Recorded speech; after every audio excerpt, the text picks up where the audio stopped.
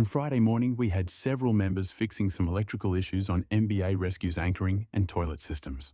We were finishing up when two of our members, Richard and Rod, took our smaller rescue vessel, Rotary 3, out its air dock to assist a 4.4-metre tinny that had battery issues with 3 people on board. They were unable to start their outboard and had anchored up close to the river entrance.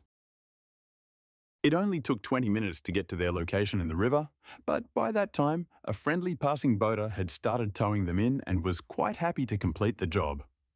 Once we were happy the 2 boats were safely tied up at La Balsa, we headed back to base. Our drone operator was preparing to take shots of the harbour entrance at low tide and noted that dredging has improved the river entrance depths. However, there is new shoaling halfway up from the entrance, and especially after the sharp bend near the pilings, extending past the trawler pens.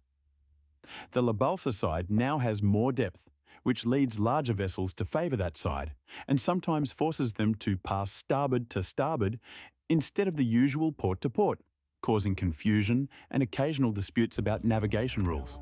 It was then that our radio room received a call from a 14.9 metres sailing vessel who had departed the harbour heading north earlier but suffered engine failure, a beam Arkwright Shoals. By the time we reached the target, they'd managed to restart and were heading south at a cautious 3 knots. They remained concerned and were grateful for our offer to escort them to the harbour entrance where we would determine our next course of action. The yacht had 2.4 metres draft, and when it became clear that we would be entering at low water, as a precaution, we motored ahead to take soundings. The entrance was not a problem. With a calm and swell-free entrance, we found a least depth of 2.9.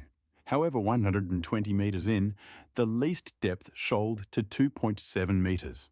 We continued soundings around the bend and found a least depth of 2.3 close to the point where if we were towing the yacht or forced to avoid an outgoing boat, we could be in danger of grounding her. We returned to the yacht and gave its skipper the data. He wisely and prudently decided to act on our advice and anchor in the bay to await the rising tide.